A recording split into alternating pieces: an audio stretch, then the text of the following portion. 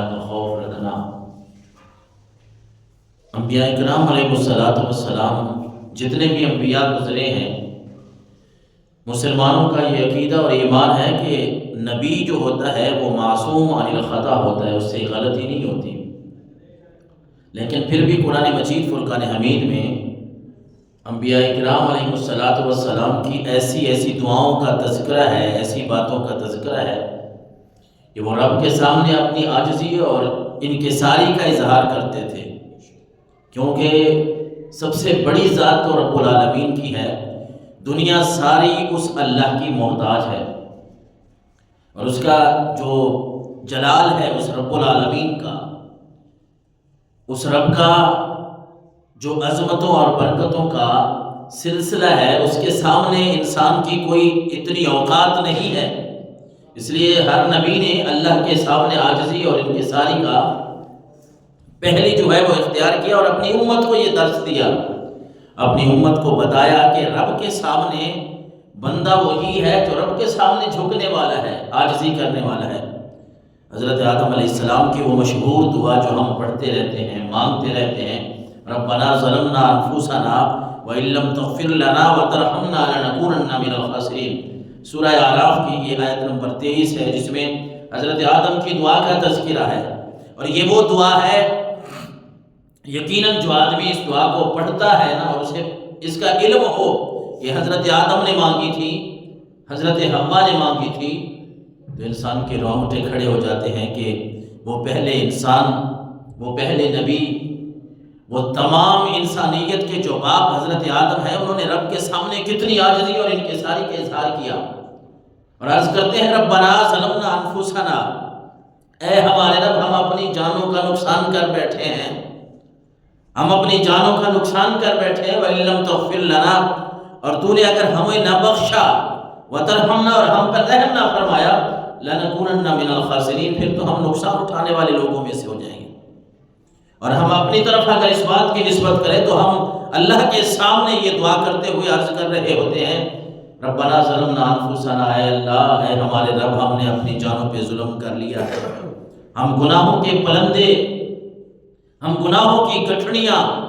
اپنے سر پہ، اپنے وجود پہ اٹھائے ہوئے ہیں، وَإِن لَّمْ تَغْفِرْ لَنَا وَتَرْحَمْنَا، اور اے اللہ،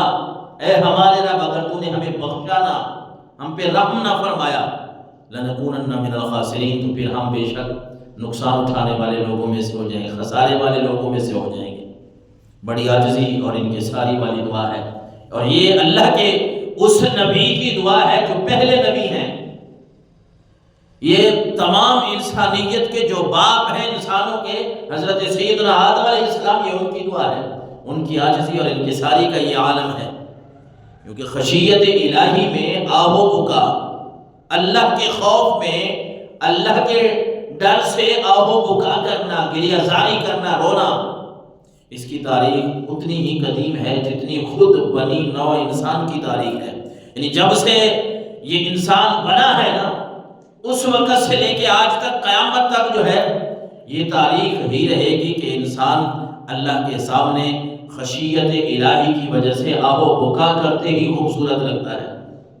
گریہ زاری کرتے ہی خوبصورت لگتا ہے۔ دنیا میں کسی کے سامنے روئے نا تو لوگ 100 بات کریں گے، دنیا داری کی بات کر رہے ہیں، کسی کے سامنے آنسو بہائے، اپنا دکھ کسی کو سنائے، لوگ آپ پہ باتیں کسیں گے، لیکن یہ رب کی ذات ہے، وہ وحدہ لا شریک، جس نے ساری کائنات کو تخلیق فرمایا ہے، اس کے سامنے جب بندہ روتا ہے، گڑ گڑاتا ہے، اس سے ڈر کے گریہ زاری کرتا ہے، آہ و بکا کرتا ہے، میں کہہ سکتا ہوں کہ آپ کو ساری دنیا دھتکار سکتی ہے، لیکن جو بندہ رب کی بارگاہ میں آ کے چند آنسو بہا لیتا ہے، رب اس کی دنیا بھی سنوار لیتا ہے، اس کی آخرت بھی اچھی فرما دیتا ہے۔ یہ تو دنیا کا قاعدہ ہے کہ آپ ایک سے دوسری دفعہ کسی کے پاس جائیں گے، اس کو اپنا دکھڑا سنائیں گے تو وہ آپ کو کہہ دے گا، ایک دن آئے گا، وہ لمحہ آئے گا کہ وہ کہہ دے گا یار میرے پاس اس کا کوئی حل نہیں ہے، میرے پاس نہ آیا کریں، میرے سامنے اپنے دکھڑے نہ رکھا کریں، مجھے اپنے تکلیفوں اور مصیبتوں کے بارے میں نہ بتایا کریں۔ یہ رب کی ذات ہے کہ اس کے سامنے جب بندہ اپنے دکھڑے رکھتا ہے، اپنی مصیبتیں اس رب کو بتاتا ہے، اپنے گناہوں کا تذکرہ کرتا ہے، یا اللہ گناہ ہو گئے ہیں، زیادہ غلطیاں ہو گئی ہیں، نافرمانیاں کر بیٹھا ہوں، اب تیری بارگاہ میں آنا چاہتا ہوں، اب معافی مانگنا چاہتا ہوں۔ بندہ ایک دفعہ نہیں، 100 دفعہ نہیں، 1000 دفعہ ہی اس بارگاہ میں ہی کیوں نہ آ جائے، اللہ تبارک و تعالیٰ کے بارگاہ میں ہی کیوں نہ آ جائے، 1000 دفعہ ہی اللہ کی بارگاہ میں بندہ کیوں نہ آ جائے، اللہ تبارک و تعالیٰ اس انسان کے دکھڑوں کو سنتا بھی ہے اور دور بھی فرما دیتا ہے۔ اس لیے میں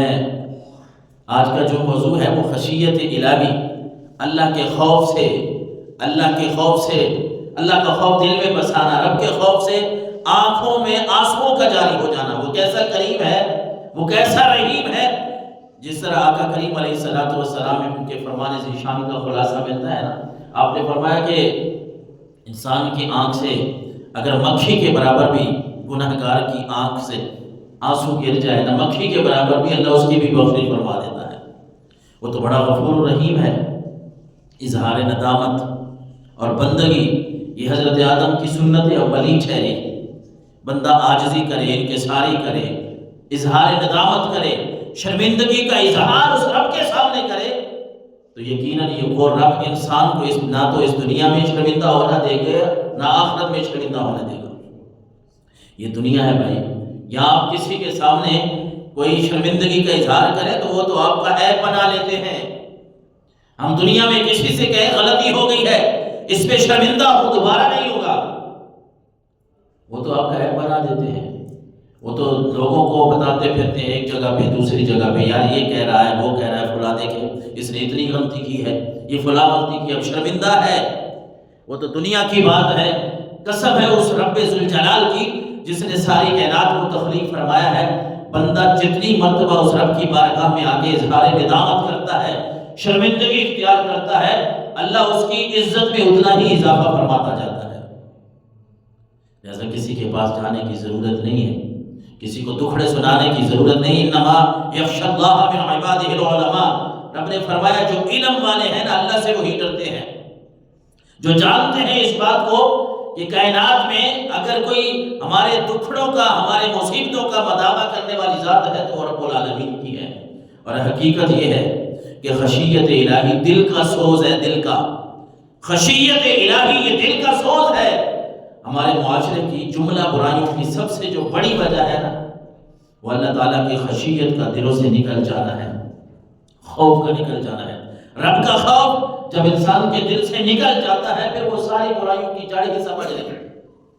اور جس انسان کے دل میں رب کا خوف بستا ہے، ہر وقت اس کے دل میں یہ بات ہوتی ہے کہ میں نے اللہ سے ڈرنا ہے، اللہ کا خوف دل میں رکھنا ہے، یقین مانے وہ کام کوئی بھی کرے گا جب دل میں رب کا خوف ہوگا، خشیت ہوگا، وہ کبھی بھی رب کی نافرمانی والا کام نہیں کر سکے گا۔